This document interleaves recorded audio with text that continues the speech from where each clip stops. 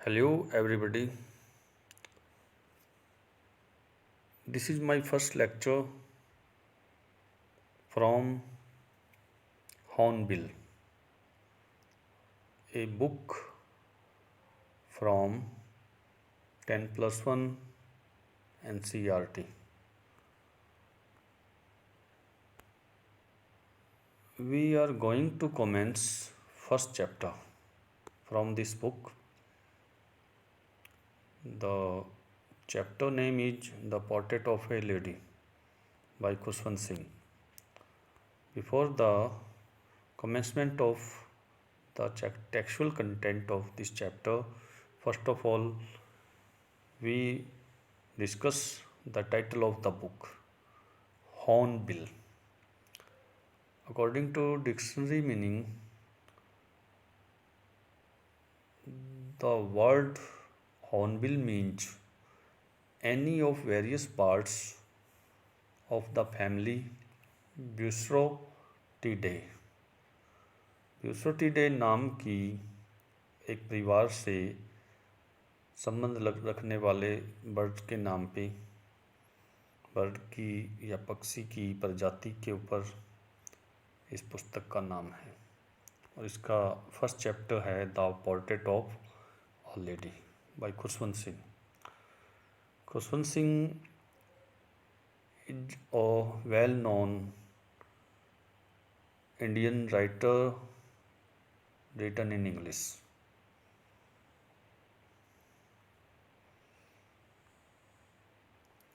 Khushwant Singh was born on 2nd Feb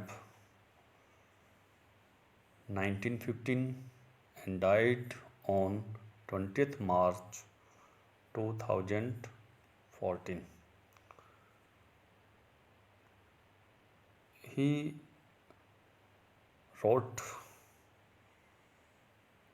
wonderful novels like Train to Pakistan, appeared in 1956. Train to Pakistan is a partisan novel. His second novel was A History of the Sikh, appeared in 1963. The Company of Women appeared in 1999. Besides these novels, he wrote important stories. The Portrait of a Lady is among them. The Portrait of a Lady, एक औरत का portrait. Khushwant Singh इस story के through अपनी grand mother के बारे में, अपनी दादी माँ के बारे में हमें बतलाते हैं। दादी माँ का चित्रण इस स्टोरी के थ्रू वो हमारे सामने प्रेजेंट करते हैं। First of all we will discuss about some expressions. Let's see, notice these expressions in the text. Text में दी गई इन अभिव्यक्तियों को नोटिस कीजिए। Infer their meaning from the context. जैसे कि कंटेक्स्ट के से जो अर्थ उनके निकलते हैं उनको इन्फर कीजिए। The thought was almost revolting. विचार अधिकतर रिवोल्ट पैदा करने वाला रहा था। और veritable bedlam of chirping. Chirping means चहचहाट। Veritable means true, genuine, true या genuine. Bedlam means a place of chaotic uproar. एक ऐसी जगह जहाँ पे चहचहाने की, पक्षियों की चहचहाट की आवाज़ आती है और वो जेन्युइन सा एटमॉस्फेयर वहाँ पे दिखाई पड़ता है। Next point, an expanse of pure white serenity. Serenity means calmness, शुद्ध वाइट, कामनेस, शांति का विस्तार या फैलाव। Next point, frivolous rebukes, rebukes means किसी को माइल्डली झिड़कना, प्यार से झिड़कना। फ्रिवोलस मीन्स सीली,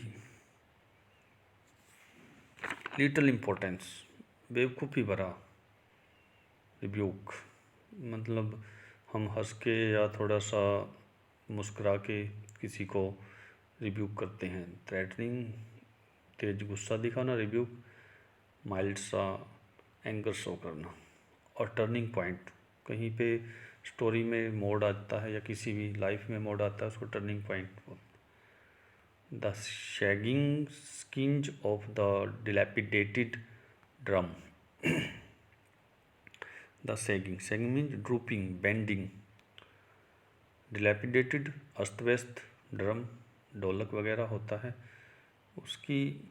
सैगिंग मीन्स ड्रूपिंग, बैंड खाई हुई skin. Accepted her seclusion with resignation, अपनी एकांत अवस्था को, अपनी अकेलेपन को रिजाइनेशन के साथ स्वीकार करना। So let's begin the textual content of the portrait of a lady. My grandmother, like everybody's grandmother, was an old woman. मेरी दादी माँ प्रत्येक की दादी माँ की तरह एक बुजुर्ग महिला थी।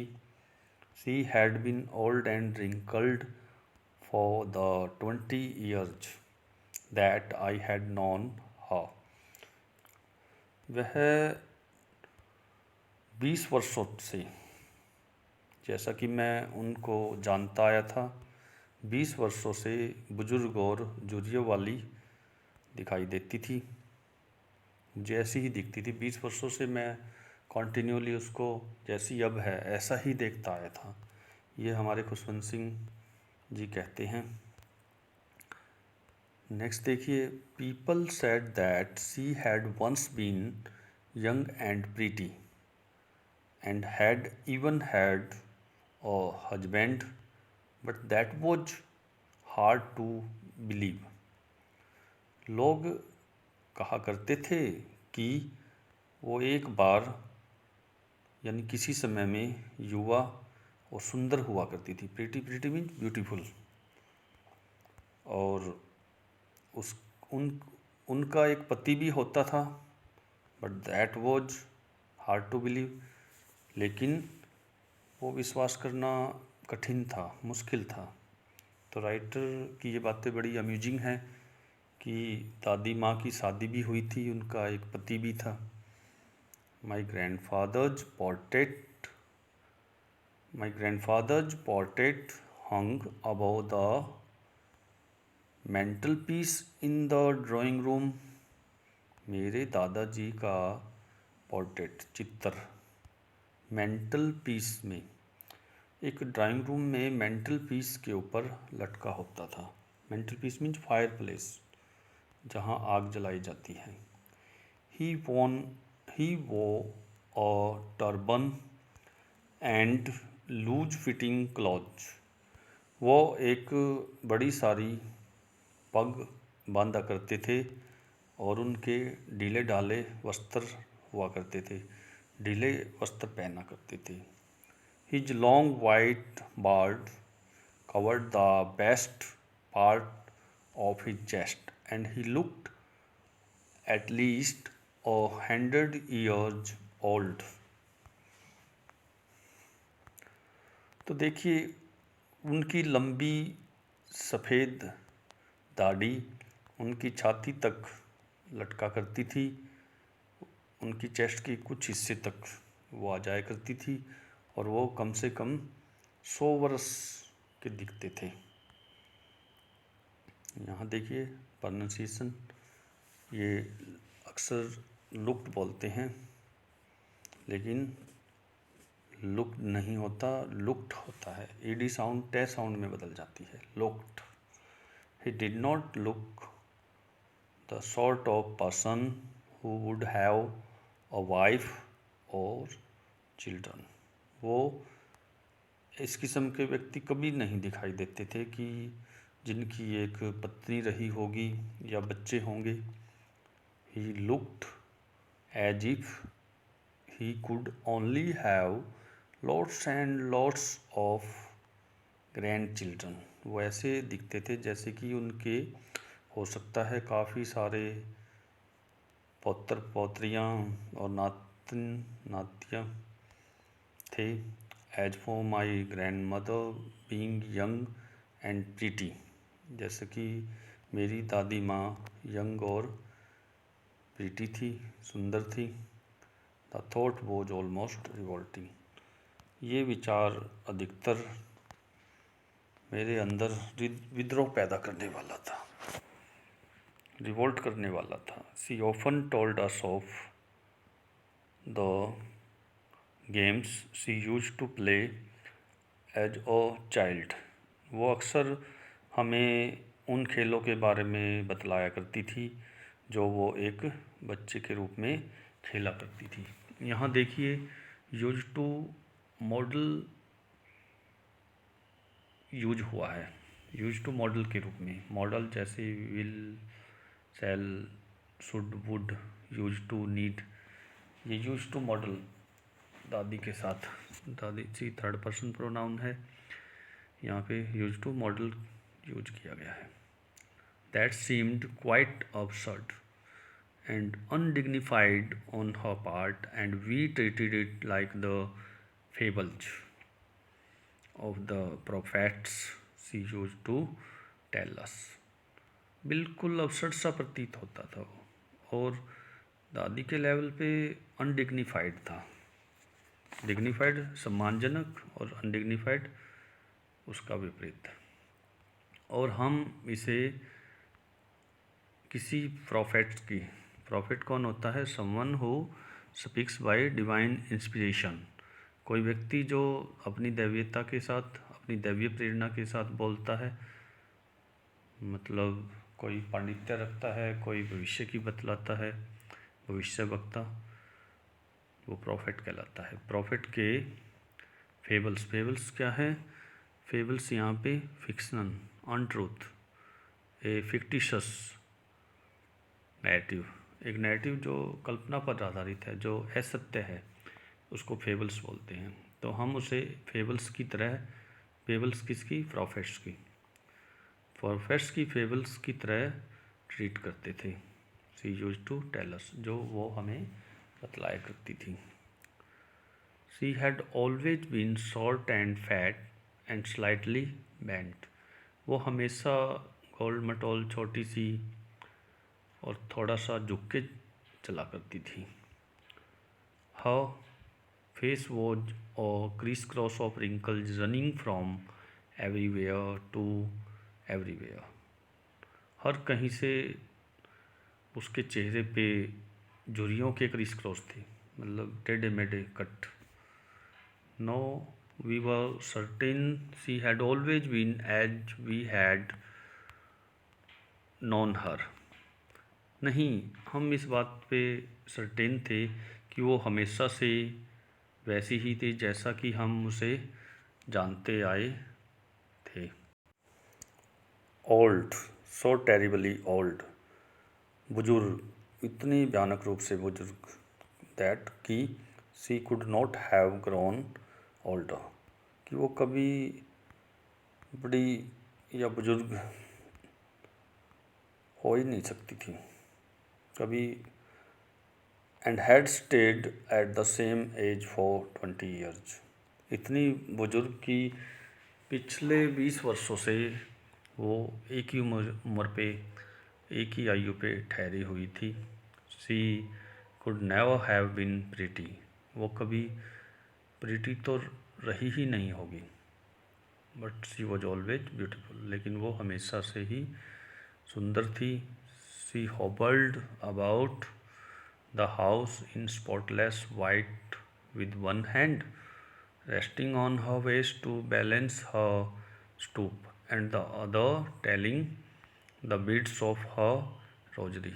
hobbled, hobbled means यहाँ पे to wander short distances, थोड़े थोड़े डिस्टेंसेज पे चलना, जैसे बुजुर्ग चलते हैं थोड़े थोड़े छोटे छोटे कदमों के साथ, तो घर में वो उस स्पॉटलेस से, उस जगह से हॉबल करती हुई चलती थी, मीन्स छोटे छोटे डिस्टेंस पे चला करती थी। उसका एक हाथ अपनी वेस्ट को बैलेंस बनाने के लिए अपने एक हाथ को वो अपने कमर पे रख के झुक के चला करती थी, जबकि दूसरा हाथ किस लिए यूज होता था? दूसरे हाथ को वो बीड्स ऑफ रोजरी में यूज करती थी। Rosary means prayer beads, just like our old often recite the mantras with the beads of rosary. मनकों की माला के साथ जैसे बुजुर्ग मंत्र जाप करते हैं, एक एक मनके से अपने राम नाम या वाहिगुरु बोला करते हैं, ये बीड्स ऑफ रोजरी है, मनकों की माला। उससे वो दूसरे हाथ से वो बोला करती थी, उसको रिसाइट किया करती थी। Her silver locks were scattered untidily over her pale puckered face, and her lips constantly moved in inaudible prayer. उसके चांदी जैसे locks means curl of hairs, बालों की लटें जो सफ़ेद पड़ गई थी, चांदी की तरह जो लटें थी, वो अनटाइडली मीन्स डिसऑर्गेनाइज्ड, बिना कंघी किए, मतलब बिखरी हुई थी। कहाँ? उसके मुरझाए हुए पीले पड़े हुए पकड़ मीन्स रिंकल्ड झुर्रियों वाले चेहरे के ऊपर वो सिल्वर लॉक्स बिखरी हुई थी, अस्त व्यस्त थी। And her lips constantly moved in Audible prayer. Inaudible means जो सुनाई ना दे, ऐसी प्रेयर में लगातार उसके होठ हिला करते थे। यस, हाँ, शी वॉज ब्यूटीफुल, वो सुंदर थी, दादी माँ सुंदर थी। She was like the winter landscape in the mountains. पर्वतों में landscape means A portion of land और टेरिटरी, धरती का या क्षेत्र का एक पोर्शन, उसको लैंडस्केप कहते हैं। पर्वतों में लैंडस्केप विंटर लैंडस्केप की तरह थी वो। In expanse of pure white serenity. Pure white serenity means उसकी कामनेस, उसकी सफ़ेद वस्त्रों में जो वो इतनी शुद्ध दिखाई देती थी, उसका एक expanse. Breathing peace and contentment, जब सांस लेती थी उनसे शांति, और कंटेंटमेंट मीन्स सेटिस्फेक्शन, संतुष्टि, उसका फैलाव, उसका विस्तार झलकता था। आज के लेक्चर में हम यहीं तक टेक्सचुअल कंटेंट को हम डिस्कस किया है हमने। नेक्स्ट पार्ट में हम नेक्स्ट पैरा से हमारी शुरुआत करेंगे।